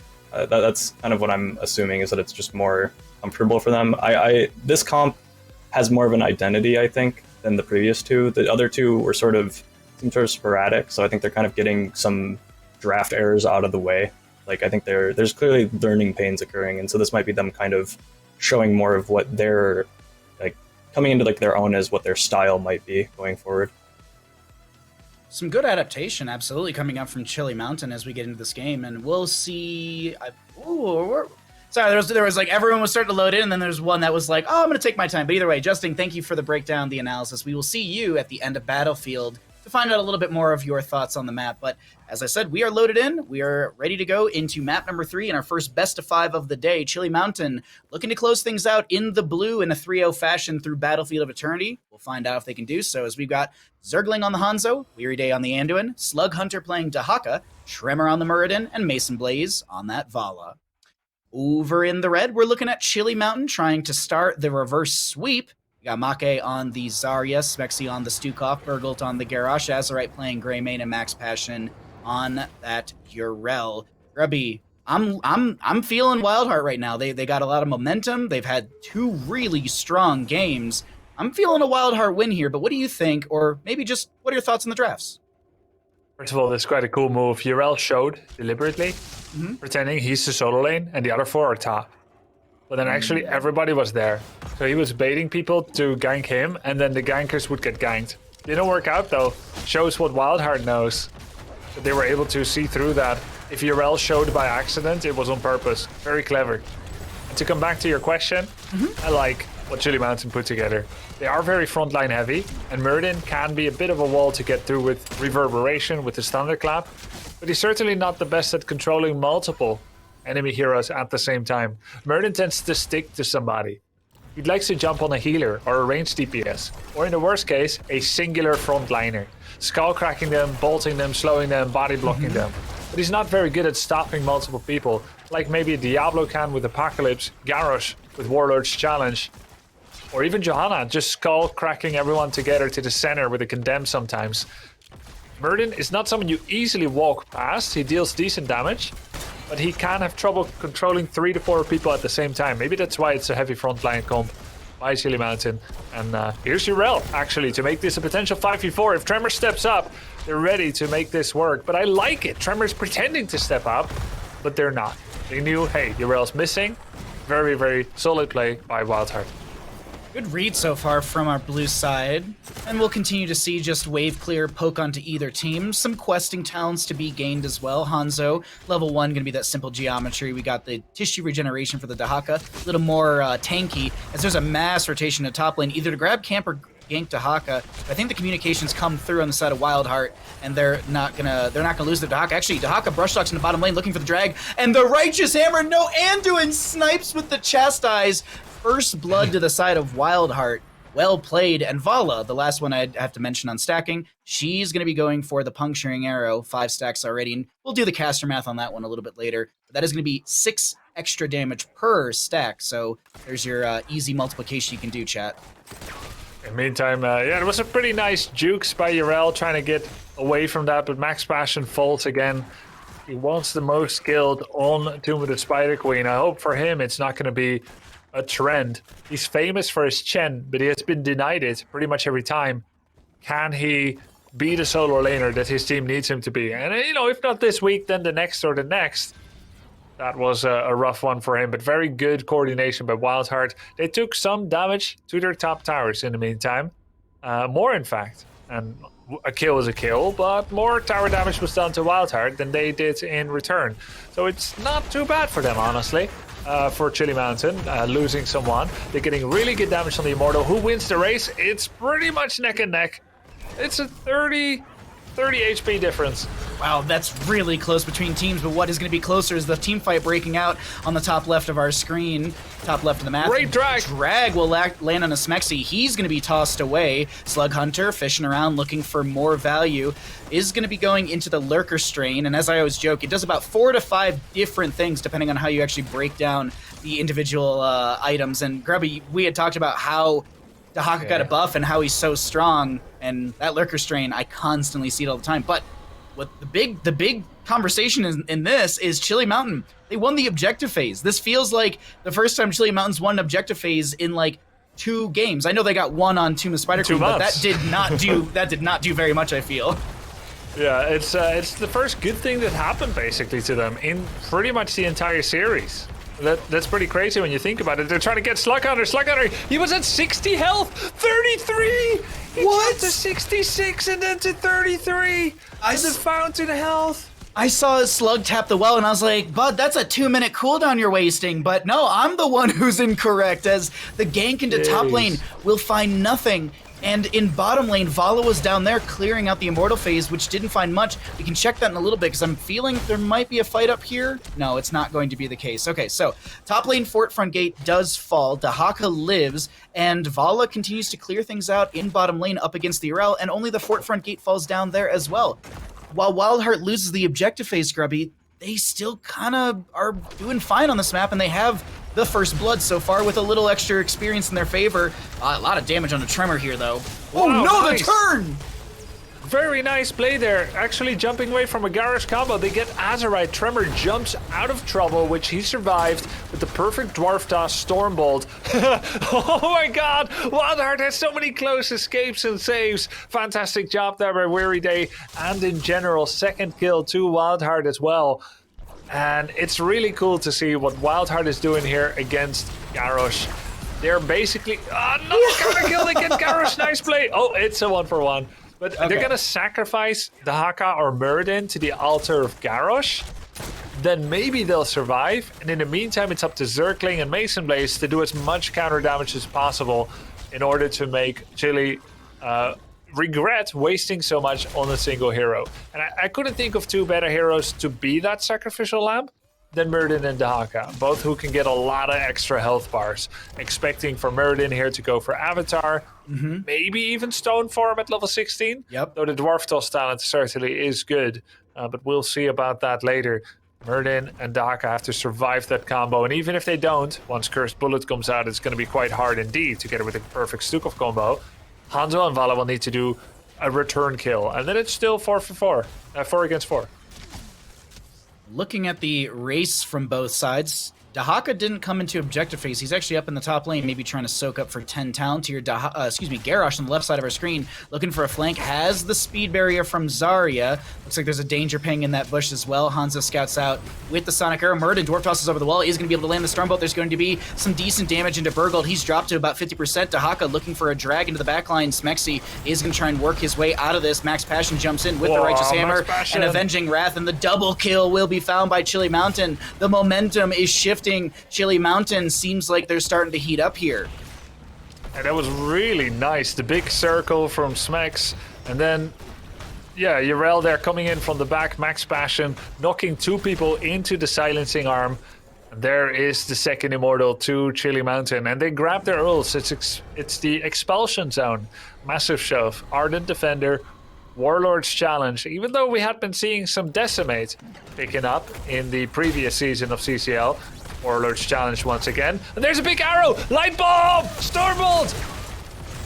Mass damage with the Rain of Vengeance coming out as well, but Garrosh is able to throw a few members back, gets the Groundbreaker, finishes at the level 1 questing talent, and lives with some 500 HP or so. Greymane trying to step in, gets hit with a Stormbolt, and is slowed down a little bit, and this Immortal, Belith pushing into top lane, should find Fort, but I believe that's as much as they get, unless Garrosh can step up and make some big plays happen here for the friendly team. He gets the speed barrier, but the drag! The counterplay with the drag, the Stormbolt from Tremor into Make's face, but it seems like the priority from WildHeart is to clear objective and get back into lanes, unless actually Tremor's rotation here is looking massively aggressive, but there's no Mason Blaze or Zergling to help out. Very nice drag tongue. Yeah, Mason Blaze. Not quite there yet, and pretty good defense, but the fort has gone down. Chili Mountain gets that fort. It's 4-3 in kills now, an improvement for Chili Mountain from before, 2 for 0. They were really skillful to survive the big dragon arrow, and then that enabled them to step up more, be a little bit less scared of that big engage. But even in so far kind of losing, WildHeart looks great. Fantastic drag tongue there to take down the Garrosh, and a really good arrow engage. I'm not worried for them. Like, they're losing for now, but their XP is looking good. The Haka has been doing a good job with that XP as well. Just making sure that he is pushing up the waves as much as he can, and also kind of hiding in the bushes from time to time. Slug Hunter. Ooh, wait, hold on. Drag will not connect onto Burgold. There's a flank in. There's going to be a light bomb, a big amount of damage onto anyone. He will be falling. Massive shove will push Slug Hunter away. Max Passion looking for the Righteous Hammer onto Mason Blaze. A little bit. Oh, no. The Max Passion's positioning is right in place for this. The Rain of Vengeance buys a second or two. Hanzo rips an arrow. Oh. And this is all defensive heroics and tools used to make sure another death doesn't go over to the side of Chili Mountain. And they will be able to save Vala, saving Private Mason Blaze. Yeah, Vala. Mason Blaze moves really well on Vala. That was impressive. He had 5 people coming after him, one with speed barrier, and used the Rain of Vengeance and some nice jukes to dodge Yrel. He looks really clean on that hero. I'm excited to see it. As the next objective is starting. Let's see, Vala's in position. Hanzo is in position. Maybe WildHeart wins this race for once. Oh my god, look at the Belith health bar. That thing got chunked. There's like quick caster math is like 6,000 difference when it comes to the HP. So definitely Vala scaled up a little bit with that 21 stacks on the puncturing arrow, but you also have Hanzo with his full scatter arrow build. Now, Immortals are on defensive sides, blue on blue, red on red. So this means one team has to step up. Greymane is a little split, gets hit with the drag. There's an expulsion zone. Garrosh pops the Groundbreaker, a lurking arm out from Smexy as well, but Garrosh, so split from the team, is unable to do much besides pop Warlord's Challenge. Yeah, he tried to... Oh, arrow, light bomb, Stormbolt, and another deletion. That's 2 kills. Oh, Stormbolt was saved. He uses it on Smex. Drag will connect that level 7 Feeding Frenzy value, Grubby. You have the cooldown reduction of 1.75 seconds, but you also have a drag duration increase by 0.5 seconds. That, plus this light bomb, plus the Stormbolt, this is looking like a strong game. Going back over to WildHeart, who are looking a little... well, wobbly at the start, to be honest. Yeah, this is just a great example of weathering the storm, of falling behind 2 objectives in a row, getting the best out of everything, and just using really good plays and a good combo there with that Hanzo arrow. If Zergling misses his Hanzo arrow, you know, things change a little bit. But he's looking real good here on ranged. Wasn't he solo lane last season? Which, the Mason Blade or Zergling? Zergling. Yes. Yeah. Do you believe And now he's- Zergling was solo lane? And now he's not missing an arrow. I'm honestly just as surprised. Like, the little bit of role swapping we're seeing here, there was kind of the conversation had by a few, like, ooh, I don't know how he's going to do on this, but Zergling rips an arrow, there's a massive shove to deter the light bomb value. Dahaka gets thrown over the wall, expulsion zone, leap of faith, everything on the battleground right now as we have a lurking arm from Stukov to be able to zone back the enemy side. A very low Garrosh will go down. Max Passion trying to back away, doesn't have Ardent Defender as it was already used, and Max Passion should fall here to the damage of the WildHeart crew. This keep looking like it should fall with the double kill into Yrel and Garrosh, and do they go core? I don't think so. I think this is WildHeart getting keep and backing away. Yeah, maybe you can get one more kill. If you do, maybe you go. If you don't, immediate back. Extremely surgical there by WildHeart, extremely coordinated. Just, it's rational, you know? It's not waiting around for one more second than required. And you love to see it. WildHeart synergy is insane. I'm so excited for them in this season. It's a great first match. This is WildHeart. They are going above and beyond my expectations as a team. I had this series when I was initially looking at the drafts. Like, I was looking at, okay, this team on, like, when they did when we had the draft day, it was like this team versus this team purely based on just the names. I had this series like it was like 50-50 almost. It was very, very close, and I was kind of putting it on the side of Chili Mountain, but WildHeart, they are blowing my expectations out of the water in this best of 3 series. And maybe I'm caster cursing them, but right now, this momentum is really good for our blue side. Well, let's see if Chili Mountain can do something against this. Make at level 16. Oh, another arrow. This time it misses, but it was pretty decent. Light bomb on Garrosh. He pops is unstoppable. That's a 40-second cooldown. So they're not as afraid now. He's very easy to gap at this time. The speed barrier goes on Greymane. Kind of wasted. Completely ignored by WildHeart. The next 5 seconds, Chili Mountain can't do much. They step up regardless.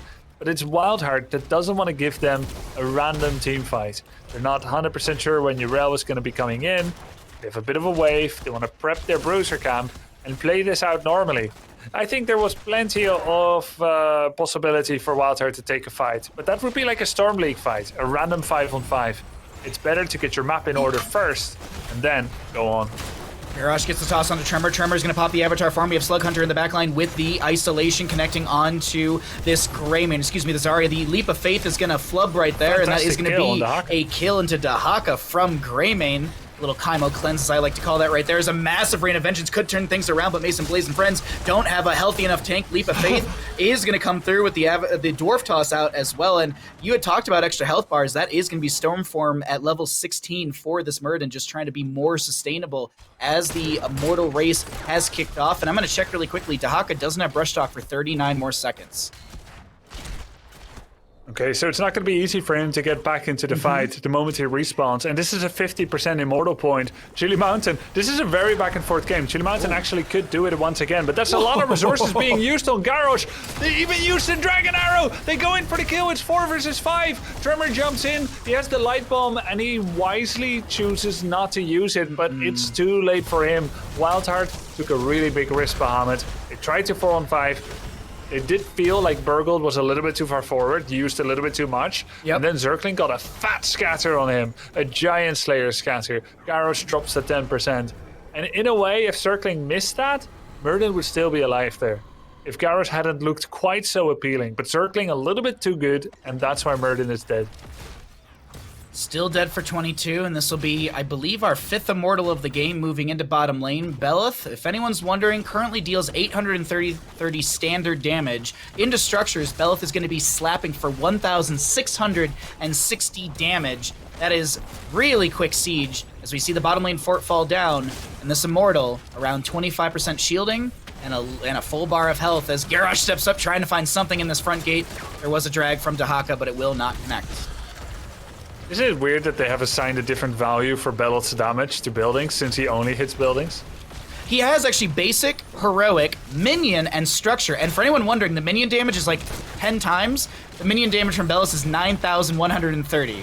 Yeah, but he never hits minions. Well, when he does the spin, he gets the insta-clear, so I think maybe that's an ability. Oh, you're right. This is not a basic attack. That is true, actually. Hanzo, a little T-Tor arrow coming by, but toss from Garrosh will save the Make. All right, WildHeart now. Actually, they've got catapults on core. Oh, that's why they keep going. That's why they keep going. Light bomb onto Dahaka. He has that tunneling. Oh my god, are you serious? That drag was like pixel perfect, Grubby. Yeah, that was insane. The isolation on Stukov. And to be honest, Garrosh a little bit too far away from Stukov, no? Like in that moment, he got caught. No, never mind. I'm looking at it. Garrosh doesn't have Into the Fray available. He couldn't have saved he used it on Stukov no Zarya matter at the what. start of the engagement. Yeah, it's just really nice by WildHeart to not only buy time for a skirmish, but to actually get a kill out of it. Meantime, 21% on core. But you never know. May matter later.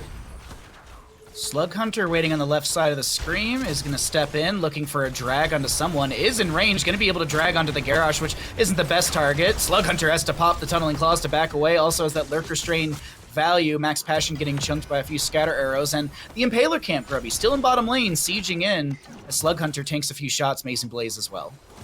Let's see, how many do those Impalers hit for? 58, 115 into structures. It has 7,000 life left to keep, so that's quick math, a lot of hits. I need to learn how to do that kind of caster math. Usually I say the completely wrong number. Speaking of doing some math here really quickly, the Hungering Arrow, the bonus damage that's been scaled is 234. Keep in mind, ladies and gentlemen, that there's a baseline damage of 307 as well. So you're hitting for 500 and what, 41, something like that? And that's the first that's the first bounce, because there's multiple bounces of this Hungering Arrow. So we'll 80% bonus damage, pretty much. It's a lot. It's really terrifying. What is also terrifying is Tremor right now. He has to get leapt away by the Anduin, pops the Avatar form. There's going to be a massive shove to dissuade the Light Bomb. And there's no inner fire for the Anduin. He went for Censure at level 20, which is Chastise stuns for 0.75 seconds, and the root duration is increased by 0.5. So more CC from the side of WildHeart Esports through the Anduin. It's pretty darn cool. He also has the level 4 cleaving, piercing censure, chastise, so that's pretty cool. In the meantime, we have Chili Mountain. They did pretty good actually there on the defense into the combo. Arrow 30 seconds away. Chili Mountain going with the defense. They're now sending Greymane, who still has Inner Beast. He doesn't want to lose Inner Beast, so he's going to come in for a few hits every now and then, but they spot Muradin. Azerite loses Inner Beast. I'm going to check his cooldown on that, 7 seconds. That's how long he can't do a lot of damage. All the other combos are ready. They're waiting for that. 2 seconds, 1 second. Okay, they're ready. Is Burgold going to walk up with the speed barrier? Are they going to try and blow up Muradin again? I'm looking at Anduin. He's got 1 charge of Leap of Faith. Next one, 30 seconds. Speed barrier comes out. All right, it's been used. No kill has been made. When is it back? 3 seconds from now. 2, 1. Okay, Chili Mountain is ready again. Do we want to jump into their comms? I can get us in there right now. Let's go into Chili Mountain comms. Silence. Jag kan ta en på dem. Ja, shit på dig John. Alltså. Jag kommer nog vara fine här. Okej, jag är mega död. Han har inga hopp. Silence nu.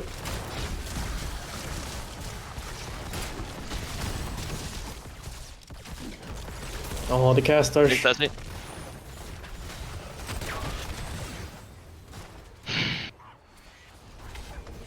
As we jump out of comms, unfortunately, that was going to be a solid quadra kill for the side of WildHeart Esports. The bottom lane keep fell during the little siege back and forth around the objective phase, and this is WildHeart rushing to core, and it seems like WildHeart, Grubby, is going to take our first best of 5 in HeroesCCL Season 3 in a 3-0 fashion. Honestly, I wasn't prepared for this. Yeah, neither was I. Justin kind of warned us that they're playing really well, but a performance of this nature, even though falling behind in this game with a double objective loss, is very impressive. We'll be looking onwards for someone that can put up an even greater challenge than Chili Mountain did today, because WildHeart stands triumphant with a 3-0 score, and the question is, who can take them down? But there's still so much we haven't seen this season. 6 other teams yet to be shown, and one more match will be coming later today. But for now, it's WildHeart, the victor. Now, Justin, we got you back in here with us, and I have a question for you when it comes to this series overall. In map number 3, did it feel like Chili Mountain started figuring out how to play into WildHeart, or was this more the draft the map and just maybe a little bit of, we're in game 3 and a best of 5, people are starting to get a little sluggish? I think it seemed like Chili Mountain was kind of coming into their own a little bit more in game 3 overall. Mm-hmm. They were playing a lot more aggressive than they were in the previous 2 games. The first 2 games, it sort of felt like they were sort of letting WildHeart do whatever they wanted, and in this game, they were fighting back a lot more. There was one moment where Bergalt had a really good flank around their Immortal, and it was that type of aggression where WildHeart was completely caught off guard by that. That was something that they had never really been doing at any other point previously in this series, so you could tell that Chili Mountain, although it was an 0-3 for them, they did manage to at least look a lot stronger game to game. I think Chili Mountain can at least have, they have a good baseline now of, they know what they need to work on for next week, and they can kind of look at these games as, well, WildHeart might be a team that's really strong right now, so maybe losing to them how we did, it wasn't so bad, considering the games did get closer as the series progressed, so. I don't think this is I don't think this paints a full picture, if you will, of Chili Mountain's potential. I think there's definitely a lot more that can be gained, scrimmed, and worked on. There were a few, and I'm sure they're going to watch back these VODs and be able to see a few issues here and there, and I hope they work on those. But I got to say, WildHeart, if they continue on the trajectory they're on, this is looking like a good start of the season for them. Am I right, Grubby? Yeah, definitely. And, that's where it comes in when you're peaking in the season. Peaking during the playoffs is the best. Mm-hmm. But if you're just good all the time, then you're not peaking, you're just standing on the hill. And that's totally fine as well. So it's a very strong start. No questions answered yet about how they're going to do in the mid to late season. But you could do a lot worse than starting with the 3-0. Big kudos. And I think we have an interview coming up as well. Isn't it true, Baha? Yeah, you were just saying we got questions, and I think we got a few questions here for Slug Hunter. I believe he's on the line, ready to go and chat with us. Slug Hunter, can you hear us, my friend? I can. Can you hear me? Yeah, absolutely. Congratulations on your 3-0 victory. And I have to ask, as your debut play in HeroesCCL, how does it feel to win against Chili Mountain? Feels pretty good. Definitely much better than a loss would. Well, I don't want to hog all the questions. I'm going to throw it over to Justin, who may have a little insight or a few expertise questions for you. Okay. Yeah, so in game 3 there, did you think that SMX was actually a slug? Because I noticed that you appeared to be hunting him the entire game. Was there a reason for that, or it's mostly what was going on there? I mean, so if I can ever disrupt the Stukov silence, it's pretty easy for us to play. The currently Stukov's silence build is just really strong, so it's just so hard to play into. So if I can ever just get a hold of him so he can't silence, I think it's just really easy for us to win fights. Thanks. Grubby, any questions for Slug Hunter?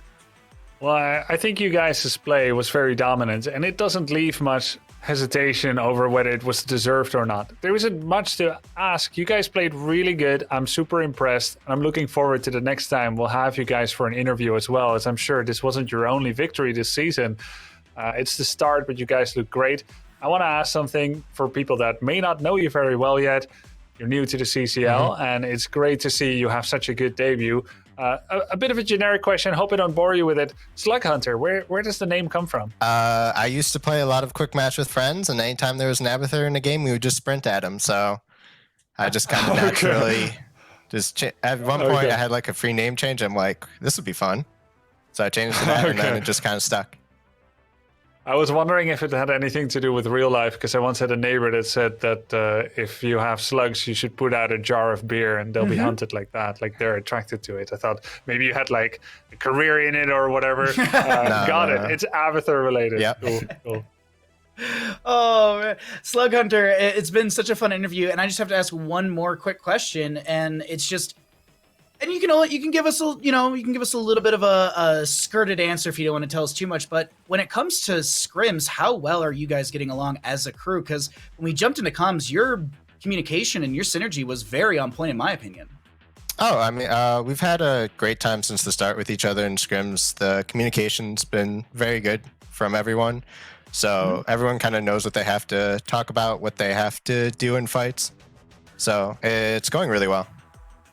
Awesome. Well, I'm glad to hear, and I think you all showcased as a team very well that you're getting along perfectly at the start of the season, and I wish you all the luck in future matches. Before I let you get out of here, Slug Hunter, are there any shoutouts that you'd like to give? The floor is all yours. Shout out to the team, obviously. Shout outs to Jasleen, our manager. She's doing a great job this season, and shout outs to Goon, the org owner, and I can't really think of much more. Actually, a specific shout out to Weary Day and Unaverted for kind of playing with me a lot last season and kind of like helping me learn the game again. It's actually been very helpful, and I think it's a big reason as to why I was able to get a spot this season. Well, congratulations Awesome. on your 3-0 victory up against Chili Mountain. We look forward to your matchup next weekend versus Storm Esports. You have a wonderful week, and we'll see you next weekend, my friend, up against Storm. Okay, thank you very much. Thank you for joining us. Man, what a bunch of nice people on the side of WildHeart. At least Slug Hunter, just like, oh yeah, I just ran it down. I killed Abathur all the time, and that's how I got my name. And also Grubby, my dad did the exact same thing. He used to have the little tuna cans, and he'd put a little bit of beer in it, and that's how he would get rid of all of his garden slugs. So if anyone in chat's having issues with slugs, there you go. You just learned from Grubby and I how to take care of your garden a little bit better here on HeroesCCL. But as Grubby mentioned not too long ago, we're not done, ladies and gentlemen. We have another best of 5 coming up for you today. It's going to be Simplicity versus Diamond Hands. I'm really, really excited about this matchup. Unfortunately, though, we do have to take a little bit of a break before we get into that series. So we're gonna take a break. We're gonna have a little bit of a relax time on our end. Maybe stretch our legs, get another cup of tea. In this break, I encourage you to do one big thing. Hit !NXT. They are joining us for HeroesCCL Season 3 as our sponsor, and we thank Next Level Gaming for joining us. If you live in the Southern Florida area, you can actually go to their esports center and you can watch HeroesCCL on Saturday and Sundays. They are doing watch parties every single weekend of HeroesCCL. And if you're sitting there, you're like, man, there's a little bit of downtime in between games. Maybe I'll play an ARAM. Maybe I'll just play a quick match. If you play over at the Esports Center, you can actually get a little extra experience on your account, and you can also play every single hero. So if you're missing that illustrious Nova or Butcher or Murky, you can play it over at Next Level Gaming. And I encourage you, I encourage you to hit !NXT in our break. But as I said, we're heading to that break, and as last season, we do have a nice interview from Kyle Ferguson, and he's going to be talking to Caesar Salad from Diamond Hands. We'll see you all for that next best of 5 in a few minutes. Don't go anywhere. This is HeroesCCL presented by Wisdom.